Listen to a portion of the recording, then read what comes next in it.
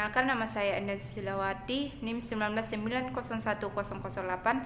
Saya dari Prodi D3 Analis Kesehatan, Fakultas Kesehatan Masyarakat, Universitas Indonesia Timur. Nah, tujuan saya di sini adalah untuk menyimpulkan materi pertama sampai terakhir dari mata kuliah Kimia Amami. Nah, untuk lebih jelasnya, mari kita bahas lebih lanjut. Nah, yang pertama, teori tentang cuplikan makanan dan minuman. Jadi, makanan merupakan salah satu unsur penting untuk menjaga kesehatan manusia.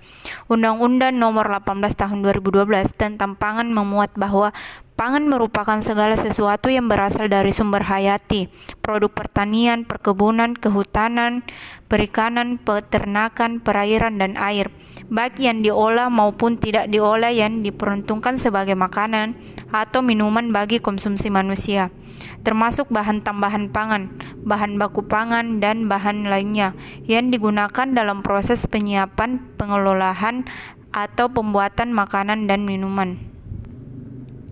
Kita masuk ke sampel makanan. Sampel makanan yang diterima harus segera diuji begitu tiba di laboratorium. Sampel yang didinginkan dan mudah rusak harus dianalisa paling lambat 36 jam sesudah pengambilan sampel. Sampel beku harus disimpan dalam freezer sampai tiba waktunya untuk diuji. Tapi bila sampel diterima dalam keadaan dingin, jangan disimpan di dalam freezer.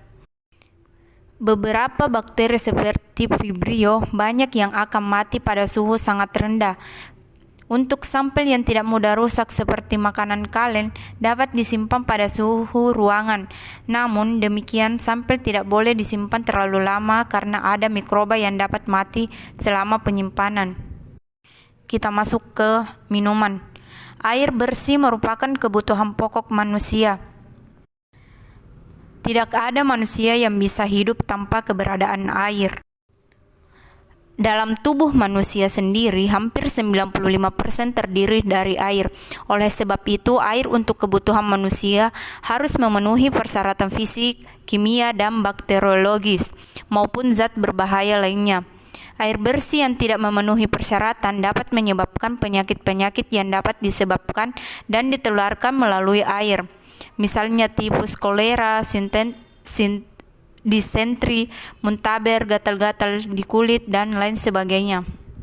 Pengambilan contoh air minum bersih secara bakteriologis dilakukan dalam rangka pemeriksaan air minum bersih di laboratorium terhadap kandungan mikrobiologi dalam air bersih minum tersebut. Pemeriksaan bakteriologis merupakan suatu usaha untuk memenuhi ketersediaan salah satunya kualitas air yang dipersyaratkan oleh Menteri Kesehatan RI dalam Permenkes RI nomor 416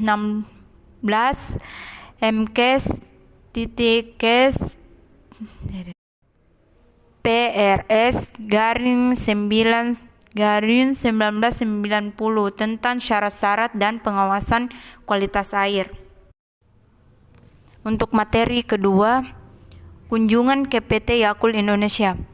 Yakult adalah minuman susu fermentasi yang mengandung lebih dari 6,5 miliar bakteri. Lactobacillus casei shirota strain di tiap botolnya.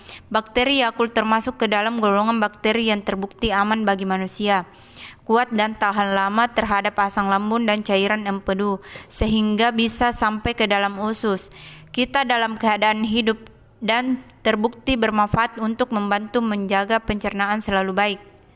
Yakult terbuat dari bahan-bahan alami berkualitas tinggi tanpa tambahan pengawet atau pewarna buatan. Selama berkunjung ke PT Yakult, kita diharapkan untuk tetap menjaga protokol kesehatan sampai kegiatan selesai. Nah, kita masuk ke materi ketiga. Konsentrasi makanan dan minuman yang pernah digunakan setiap hari. Jadi, makanan dan minuman adalah semua bahan, baik dalam bentuk alamiah maupun dalam bentuk buatan, yang dimakan manusia terkecuali obat-obatan. Air digolongkan pula dalam bentuk makanan karena memenuhi fungsi yaitu membangun jaringan-jaringan tubuh baru, memelihara dan memperbaiki jaringan yang mengalami kerusakan, serta pengatur proses-proses alamiah dan kimiawi dalam tubuh. Pemanis merupakan senyawa kimia yang sering ditambahkan dan digunakan untuk keperluan produk olahan pangan, industri, serta minuman dan makanan kesehatan. Pemanis adalah bahan-bahan tambahan makanan yang ditambahkan dalam makanan atau minuman untuk menciptakan rasa manis. Nah, kita masuk efek yang ditimbulkan akibat terlalu sering mengkonsumsi pemanis dapat mengakibatkan kanker. Pemanis buatan juga dapat menyebabkan radang saluran nafas, migrain, dan gigi keropos jika penggunaannya melebihi batas yang telah ditentukan.